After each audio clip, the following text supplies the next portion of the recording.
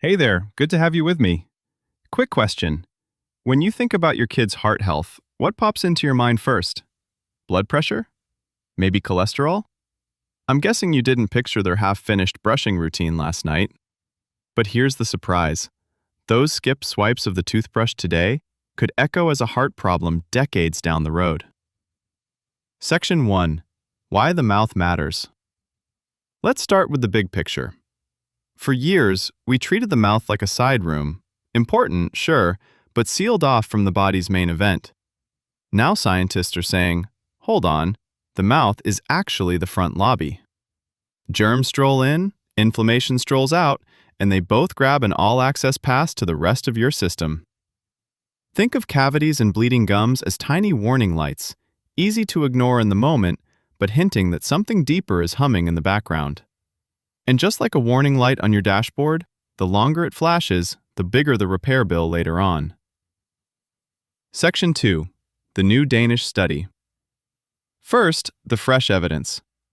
Danish researchers checked thousands of school-age kids once, then quietly tracked their medical records for decades. No extra appointments, no pep talks, just time doing its thing.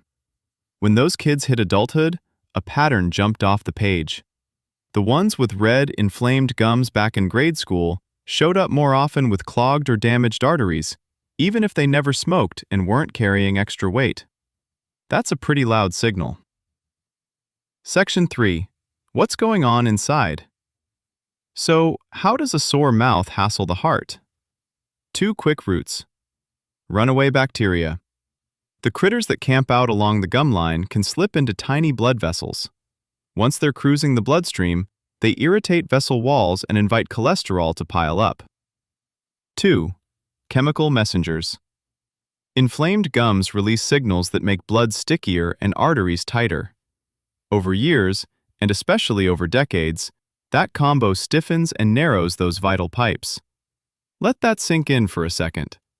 A little mouth irritation today can set off a low-grade fire that smolders for 30 years. Section 4. It's a pattern game. Now, here's the key point. No one is saying every kid with a cavity is destined for bypass surgery. Genes, diet, exercise, sleep, they still run the show. Oral health is just joining the same risk cluster as borderline cholesterol or slightly high blood pressure. It matters less on any single Tuesday and a whole lot more when you stack thousands of Tuesdays together.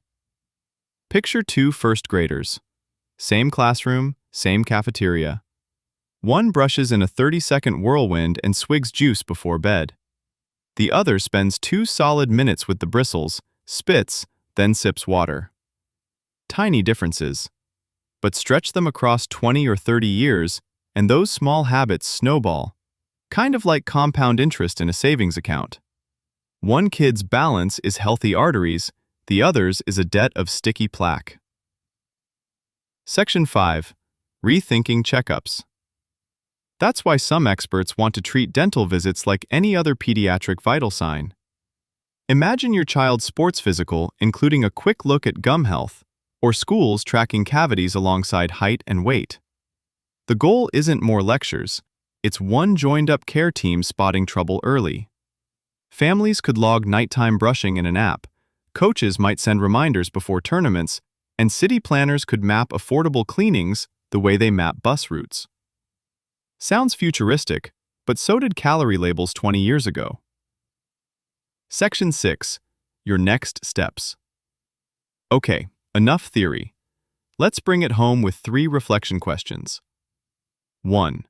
If a doctor peered into my child's mouth right now, what signs of swelling, bleeding, or plaque would they see? 2. Where's the weak link in our routine? Timing, technique, floss, sugary snacks? Pick one and fix it tonight. Maybe that's 2 extra minutes of brushing or ditching the bedtime juice box. 3. When was our last cleaning?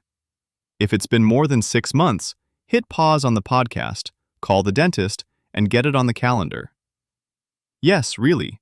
Small moves today, quieter arteries tomorrow. So, here's what we covered today. Quick lightning round. First, the mouth isn't an isolated outpost. It's the gateway to whole body health. Second, brand new Danish data show kids with inflamed gums are more likely to face heart trouble as adults. Third, the biology is clear. Roaming bacteria and chemical alarms link sore gums to sticky arteries.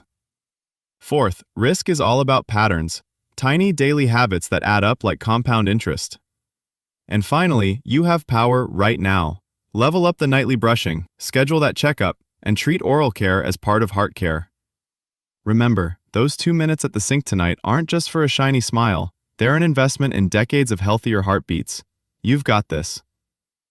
Talk to you next time.